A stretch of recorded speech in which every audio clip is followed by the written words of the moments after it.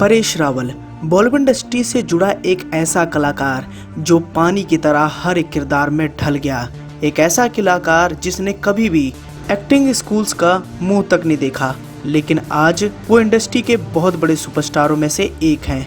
Paresh Rawal Bollywood industry के मजे हुए कलाकारों में से एक माने गए हैं। जब उन्होंने खलनायकी वाला अवतार अपनाया तो उन्होंने हीरो के भी छक्के छुड़ा दिए और कभी उन्होंने ऐसा किरदार बड़े पर्दे पर निभा दिया जिसे देखने के बाद हर कोई लोटपोट हो गया।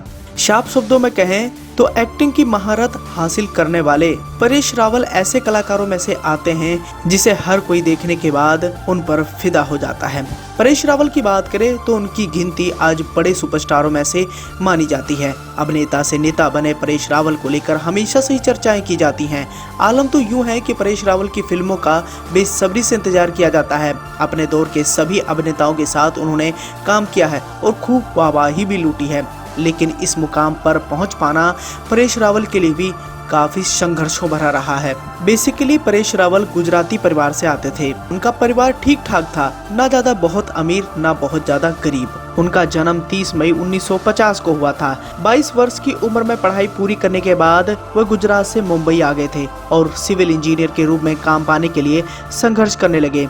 उन्हीं दिनों उनके अभिनय को देखकर कुछ लोगों ने कहा कि वह अभिनेता के रूप में अधिक सफल हो सकते हैं, क्योंकि वो मिमिक्री करने में बहुत ज्यादा माहिर हो चुके थे। धीरे धीरे उनके अंदर भी एक्टिंग का कीड़ा पनपने लगा और समय आ गया 1973 का। इसके बाद 1973 में उन्होंने अपनी ड्रामा के गुणों को निखारने के लिए इंडियन नेशनल थिएटर को ज्वाइन किया। अमूमन बॉलीवुड इंडस्ट्री से जुड़े चाहे बड़े सुपरस्टारों को देख ले, उनके स्ट्रगल की शुरुआत थिएटर्स के दौरान ही हुई है। परेश रावल के लिए उस दौरान अब तक एक सफल थिएटर एक्टर बनना उनका एक सपना था, पर जब उन्होंने नसीर, ओमपुरी और अमिताभ बच्चन को फिल्मों में देखा तो उनकी भी फिल्मों में काम करने की इच्छा जाग गई। 1978 और 80 के दौरान वो बॉलीवुड में एंट्री पाने के लिए स्ट्रगल करने लगे। उन्होंने सबसे पहले अपनी किस्मत आर्ट सर्किट में आजमाया, पर वो सफल ना हो सके। इसके बाद वो श्याम बेनेगल, गोविंद निहालनी और कुमार सहलानी जैसे हस्तियों के साथ मीटिंग्स की, पर रिजल्ट भी कुछ नहीं निकला। अब क्या था, इतना सब होने के बावजूद अंत में निराश होकर परेश रावल ने वापस पृथ्वी थिएटर को ज्वाइन कर लिया, पर जल्दी उनके द्वारा बॉलीवुड में एक एंट्री पाने के लिए किए गए प्रयासों का इनाम भी मिला। वो कहते हैं ना, भगवान के घर में देर है अंधेर नहीं। जब प्रोड्यूसर करीम मोरानी ने पृथ्वी थिएटर में उनके शो को देखा तो वो बड़े इम्प्रेस हुए। उन्होंने जल्द ही जो बोले सो निहाल फिल्म के डायरेक्टर राहुल रवेल को परेश रावल का नाम सुझाया। राहुल रवेल ने पहले उन्हें गुजराती प्ले के लिए काम पर रखा। यह गुजराती नाटक हिट हुआ। परेश भी एक बॉलीवुड डायरेक्टर के साथ काम करने पर अपनी बढ़ी हुई सेल्फ कॉन्फिडेंस से काफ़ी अच्छा महसूस कर रहे थे। अब बात करते हैं कि उनका बॉलीवुड में कैसे आना हुआ। अब गुजराती प्ले हिट होते ही पूरी फिल्म नगरी में उनकी चर्चा होने लगी। इसी समय माझी द माउंटेन मैन फिल्म के डायरेक्टर केतन मेहता, जो खुद गुजरात से हैं, वो परेश रावल के थिएटर अवतार से काफी ज्यादा इम्प्रेस हुए थे। आमिर खान, ओमपुरी और नसीरुद्दीन शाह के साथ होली फिल्म वो बना रहे थे। उस वक्त उन्हें सपोर्टिंग रोल के लिए एक अभिनेता की जरूरत थी, तो वो बिना समय बिताए इस रोल के लिए परेश रावल को कास्ट कर लिए। आखिरकार परेश रावल की उम्दा थिएटर स्किल ने उन्हें 1984 में अपनी मंजिल दिला ही दी। फिल्म ठीक ठाक रही, पर उन्हें असली सफलता 1986 में बनी सुपरहिट फिल्म नाम से मिली, जिसने उनकी एक टैलेंटेड एक्टर के रूप में पहचान बना डाली।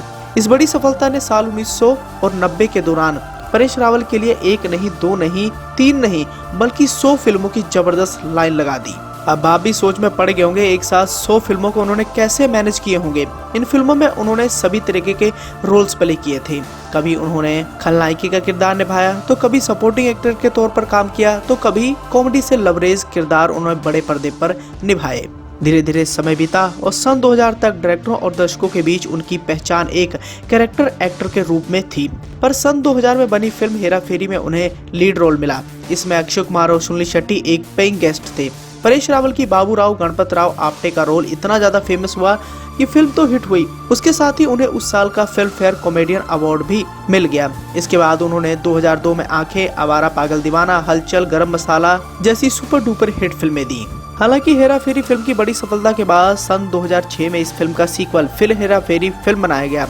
दोबारा उन्हें इस फिल्म में बाबूराव गणपतराव आपटे की गुदगुदाती और हंसाती रोल करने का मौका मिला और उन्होंने अपनी पुरानी परफॉर्मेंस को जारी रखा। फिल्म सुपर डुपर हिट रही। इसके इनाम में उनके लिए कॉमेडी मूवीज के ऑफर की झड़ी लग गई। इन ऑफरों में उनकी फिल्में रही मालामाल वीकली, गोलमाल, फन अनलिमिटेड, भूल भुलैया, वेलकम, भागम भाग, मेरे बाप पहले आप और दे दनादन।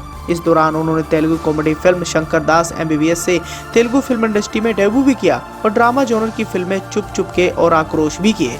और इसके बाद जैसे कि आप सभी जानते हैं कि उन्होंने कभी भी पीछे मुड़कर नहीं देखा। आज भी उनको लेकर काफी ज्यादा चर्चाएं की जाती हैं और उनके आने वाली फिल्मों की एक लंबी कतार है। अब आते हैं पर्सनल लाइफ पर। आपकी जानकारी के लिए बताना चाहेंगे कि मिस इंडिया रह चुकी स्वरूप संपत से उनकी शादी हुई है। यहाँ पर हम आपको इस बात की जानकारी देना चाहेंगे कि परेश रावल की पहली मुलाकात स्वरूप संपत से इंटर कॉलेज ड्रामा के दौरान हुआ था, जब से दोनों को एक दूसरे को पहली नजर में ही प्यार हो गया था। पर इसका इजहार 1977 में परेश रावल कर पाए। इस बारे में परेश रावल चुटकी लेते हुए एक इंटरव्यू के दौरान कहे थे, मैं मिडिल क्लास गुजराती फैमिली से पला बड़ा हुआ था, जिसे एक अमीर घराने की cathedral educated Femina miss India से प्यार हो गया था। परेश रावल की पत्नी साल 1989 में मिस इंडिया रह चुकी हैं और मिस यूनिवर्स में भारत को वो प्रेजेंट भी कर चुकी हैं। बहरहाल उनके प्यार में काफी अंडरस्टैंडिंग थी और इन्होंने एक दूसरे को अपना जीवन संगनी बना लिया। शादी के बाद परेश रावल के 2 बेटे भी हुए। बड़ा बेटा अनिरुद्ध रावल जो फिलहाल सुल्तान के लिए असिस्टेंट डायरेक्टर के रूप में काम कर चुका है, वहीं छोटा बेटा आदित्य रावल अमेरिका में पढ़ाई कर रहा है।